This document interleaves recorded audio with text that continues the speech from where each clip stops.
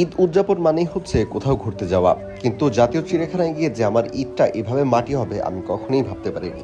জাতীয় চিড়িয়াখানায় এত পরিমাণ মানুষ যে প্রাণী দেখা তো দূরের কথা, ঠিকভাবে দাঁড়াতেই পারিনি।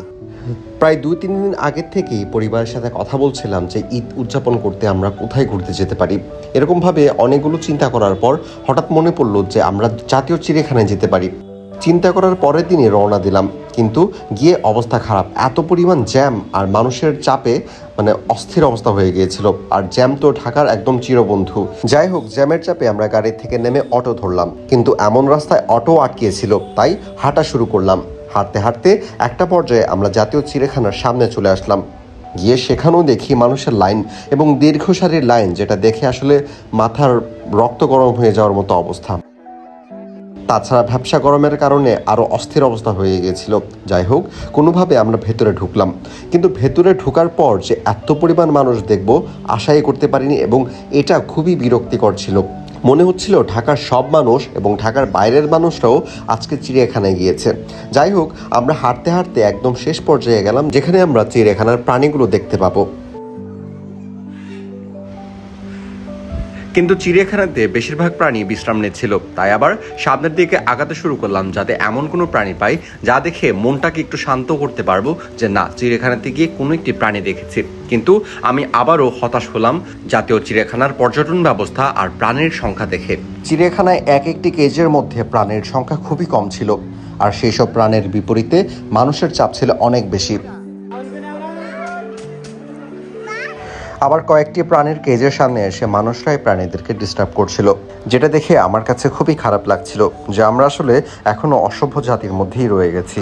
আর কয়েকটি প্রাণীর কেজের সামনে এত পরিমাণ চাপ ছিল যে আমি আসলে দাঁড়াতেই পারছিলাম না এবং প্রাণীকেও দেখতে পারছিলাম না। মানুষের চাপে আসলে গন্তব্য পরিবর্তন করা ছাড়া কোনো উপায়ও ছিল না, তাই গন্তব্য শুরু করলাম আরেকটি প্রাণী দেখার। এখানে এমন একটা অবস্থা যে আমি কুমির দেখতে আসছি, কিন্তু কুমিরের চেয়ে মানুষের সংখ্যাই বেশি। আর যদি আপনি ভাগ্যক্রমে কোনো একটা প্রাণীর কেজ পেয়েও যান, যে আপনি জানেন এই প্রাণীটা এখানে আছে, আসবেন ঠিকই, কিন্তু আপনি কোনো প্রাণী পাবেন না। বুঝতেছি না, আমি আসছি মানুষ দেখতে আসছি এখন। একই সাথে চিড়িয়াখানাতে আরেকটা বড় সমস্যা হচ্ছে যে কোন প্রাণী কোন জায়গায় আছে এরকম কোনো ডিরেকশন বা নির্দেশনা দেয়া নেই ভালো করে, যাতে মানুষ বুঝতে পারবে যে এই প্রাণীটা ওদিকে আছে। হ্যাঁ, সাধারণভাবে দেয়া আছে, লেখা আছে, কিন্তু মানুষ বারবার একটা কেজ একটা প্রাণীকে দেখে। আর বেশিরভাগ সময় দেখা যায় যে মানুষ প্রাণী খুঁজতে খুঁজতে না পেয়ে ক্লান্ত হয়ে বিশ্রাম নেয়। আর এরকম মানুষের সংখ্যাই চিড়িয়াখানায় সবচেয়ে বেশি দেখা যায়। এখানে আসতে বেশিরভাগ মানুষই একটা ভুল করে, যে তারা ম্যাপ না চিনে, কোন প্রাণী কোন জায়গায় আছে না চিনে হাঁটাহাঁটি করে, যে কারণে অনেকেই বুঝতে পারে না যে কোন প্রাণী কোথায় আছে, এবং শুধু শুধু ঘোরাঘুরি করে সময়টা নষ্ট হয়। এটা এখানে একটা বড় সমস্যা, এই সমস্যাটা বর্তমানে আমি ফেস করতেছি।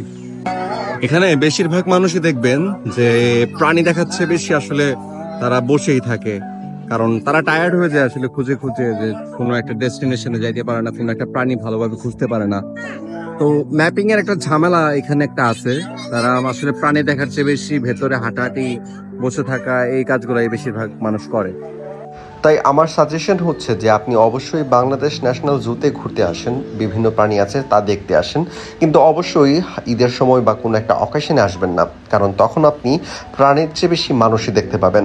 আশা করি ভিডিওটি আপনার কাছে অনেক বেশি ইনফরমেটিভ লেগেছে। ভালো লাগলে লাইক, শেয়ার এবং সাবস্ক্রাইব করে সাথেই থাকবেন। ধন্যবাদ।